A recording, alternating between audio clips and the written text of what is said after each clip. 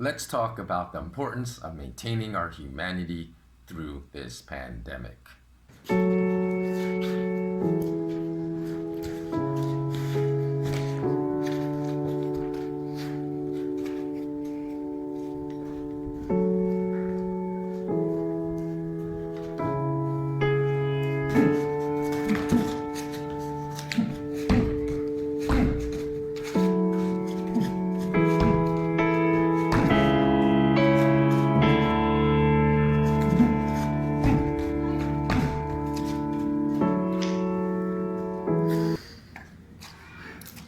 Waterhold. What is good, ladies and gentlemen? Welcome to another SK Wealth Academy podcast. Now, I wanted to return here to my now defunct YouTube channel because I am on rockfin.com. That's Romeo, Oscar, Kingdom, Foxtrot, India, Nancy.com, SK Wealth Academy. So that's where I'm uploading all my new content these days. And you can go there and join my growing community of 3,800 subscribers in just about 7 weeks' time. Now, interestingly enough, many psychological studies have stated that crises that happen, something like 9/11 in New York City, tend to unite people, and it coalesces into a positive force that spreads humanity, whereas pandemics, viral pandemics especially, tend to divide people and destroy humanity. So, and especially when pandemics are global, the negative effects are exponentially increased, almost in a parabolic rise, and they spread misery and destruction on a global scale, whereas the positive effects of a devastating crisis, meaning the after effects that unite people, unfortunately tend to be localized at a city level or a regional level in where that crisis happens. So I'm here to remind everyone to reach out to those that are suffering, not to let your humanity harden like a stone in your stomach where it's going to be dissolved by acid, possibly never to return again. So before I continue, I just want to note that I'm going to try to keep this to about 10 minutes or under, and I encourage all of you to stay to the end because I'm going to sneak in at the very end an important public service announcement that normally would be shadow banned if I had made this a separate public service announcement. So I'm going to sneak it at the end of this particular video. Now, I would say, for those of you that follow me for a while, you know that I've always spoken about the importance of finding purpose in life, how purpose in life can make the really joyful times in your life more brilliant, much more tangible, and can also make the suffering much easier to deal with, because purpose will drive you through that period of suffering as it gives you a mission to conquer that suffering and to get on with your purpose in life. So, but at a primordial, fundamental, and stripped of everything in its rawest form, I believe that our purpose in life is to alleviate the suffering of people, suffering of others. But unfortunately, this is not what is happening in the world today due to the isolating effects of authoritarian, liberty-stripping lockdowns.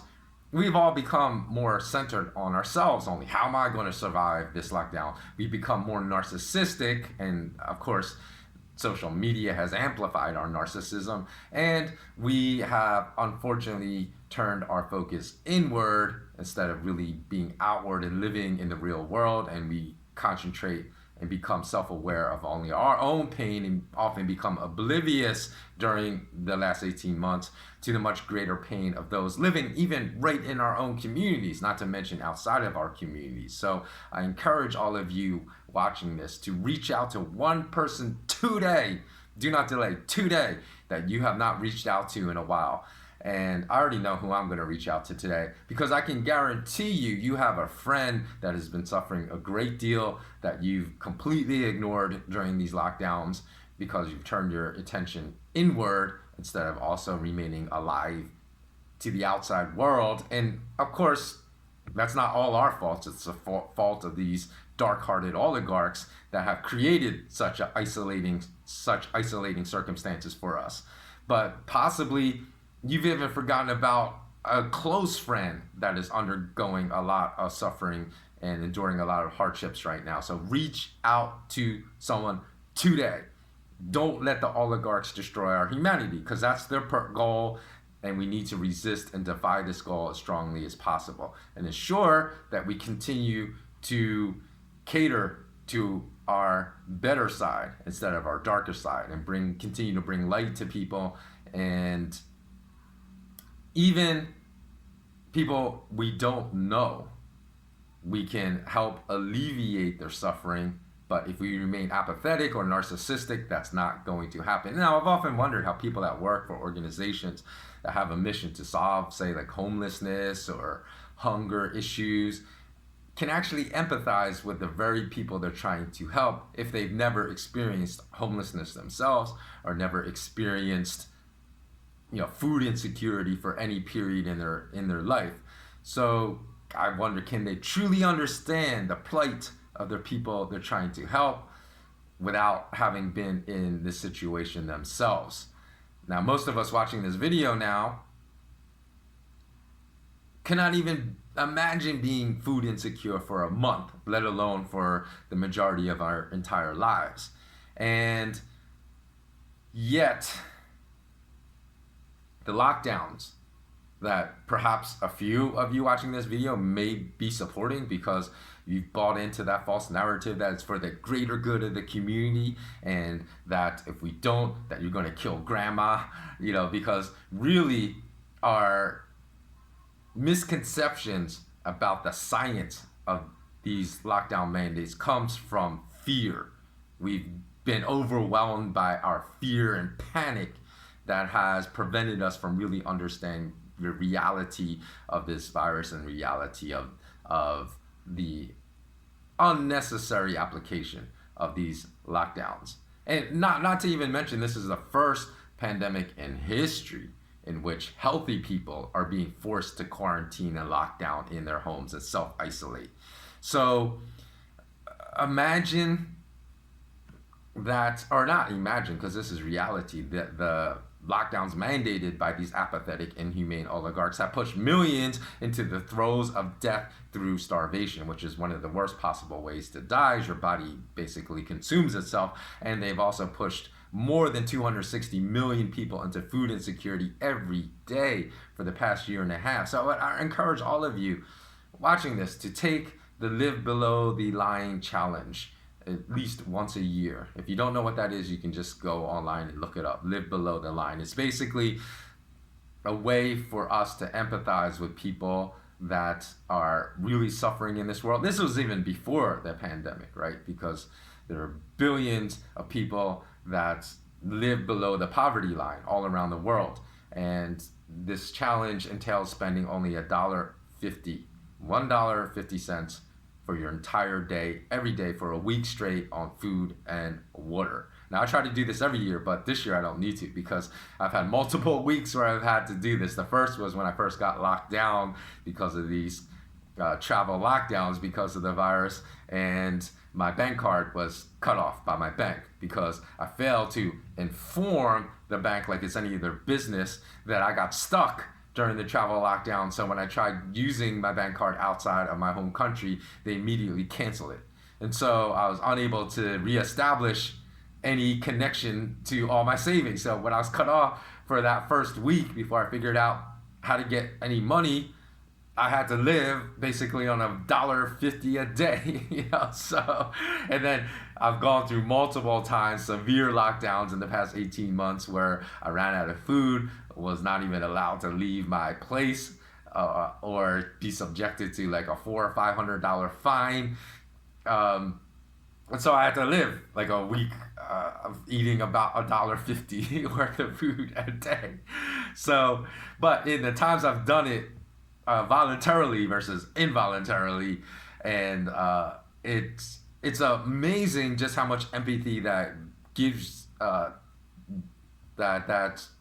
much empathy that gives you for other people in those circumstances for whom this is reality, like every single day. Because after that week, I remember the first time I voluntarily did this challenge, I think I lost like 4 or 5 kilograms of weight. You can even see, like, my face is normally round, because I'm Korean, we have round faces, but you can even see like my face became narrowly, thinner. And so that's crazy for just 1 week, and I basically went to bed hungry every day for 1 week. So I'm making this message because this is we have to realize this is only phase 2 of these oligarchs' plan. Phase 1 was the war on terrorism. Phase 2 is the war on that was also a war on our humanity, the war on terror. Phase 2 is a war on a virus, which is ratcheting up this war on humanity because they've executed disproportionately unscientific, severe lockdowns in response to a mildly dangerous virus. The third will be a war on cyber attacks, which will basically result in some of us all around the world having our access to basic infrastructure like running water, running banking services, electricity, that will be stopped for weeks at a time. And it will be blamed on some invisible terrorist hacker. So this is coming. So if we don't recover, or we don't reverse our apathy, our fear right now, and ensure and one way we can reverse our apathy and fear is to really be educated about the real science, because the real science is being suppressed about these lockdown mandates. So that's another reason. Just go to my rockfin.com platform. I have now over 3,800 followers in just 7 weeks. If you help me get that number up to 3,888, so just 88 more followers, then I will release some of my premium content on there for free. I also post a lot of free content. So just all you have to do is make a free account, subscribe, and you'll get access not only to my free content, but some of the premium content once I reach that number, 3,888 followers. Then you'll get access to some premium content I will release for free. And some of that has to do with some of that premium content right now, which I hope to make for free if you help me reach my goal. We'll just talk about documented, indisputable, scientific evidence that's not being followed by any of these oligarchs. It's, in fact, not even being followed, but is being suppressed and attacked and mocked by these dark-hearted oligarchs that are running our world today. So don't let the oligarchs win. Take back our humanity. Reach out, help a friend today. Better yet, if you're free to actually leave your home, as I am not at this current time, reach out to a stranger in your neighborhood and help them out. And you may think you'll be helping them out, but I'm telling you right now, I guarantee you'll be surprised to observe how beneficial reaching out and serving others will be to the quality of your life. And if you don't know how to approach this task, then just volunteer for a center that perhaps helps out children. So, and the reason I say children is because children are like these bright lights of energy and joy. Even if they have been abused in the past and beaten, it's amazing how resilient children are, and that resiliency they can pass on to you, and their light that they naturally have, where they haven't been yet jaded by life. It's amazing how much that in a event in which you're volunteering to help children, you think you're the one that's bringing light to them. You'll be amazed by how much light they bring into your life. So even if it's something as small as stopping to talk to a homeless person, do it. I see people treat everyday stray dogs, stopping to pet them and to talk to dogs. And I see these people that talk to dogs then walk by a homeless person with their head in the air, not even acknowledging that person as a human being. I see people treat stray dogs all the time better than even a human being. So what is becoming of our humanity when we treat animals? I'm not saying we shouldn't appreciate and treat animals better. We should. But to treat animals better than human beings, I think that's very problematic as far as a a statement on the state of our humanity around the world. I recall once in Los Angeles when I stopped and talked to a homeless person, and I was shocked when he told me I was the first person, and I think he said in like 3 or 4 years, that stopped to talk and have a conversation with him. Not something like, "Hey man, how you doing? Here's a couple dollars, God bless," and then you walk off. No, he said like someone stopping and talking to him and having a real conversation was the first time like in 3 or 4 years. And what was it to me? It's such an insignificant part of like effort on my end to take half an hour to talk to a homeless person. But yet for him, he told me, "You're the first person that made me feel like a human being in 4 years." That's insanity. That is just such a black mark on the state of society today. And he said, "You know what? You made me feel human again." And he said this literally to me. He said, quote, "You made me feel like Superman, like I can do anything." And that was just through a half-hour talk. That's how important it is for us not to lose our humanity. Something so insignificant to me can be so important to someone else that really needs to understand that people aren't rotten. He told me he thought everyone was rotten in the world, and he started to hate human beings because he said he observed the same things I just commented on. He said he observed people being more humane to dogs, to stray dogs, than to him. So this is a dark path we're going down right now. And whatever you do, reach out today, get started this week in refilling your soul with humanity if you've lost some of it, like I have during these lockdowns for the past year and a half. So that is going to wrap up my message. Sorry it's a little longer. It's about 16 minutes. I wanted to really keep it to 10. But now, stay tuned for my important PSA. All right, always remain intensely curious. Remember, you can come find me at malamalama.com/WordPress. I'll put all the links in the video description below. So just click show more. You see all the links. If you want to also contribute and donate to help me produce more content or to launch my academy, I'll put all the links below. So just check it out. And remember, don't let the oligarchs divide us. It's important for us to stay united, stay human, most of all. And stay tuned for the PSA.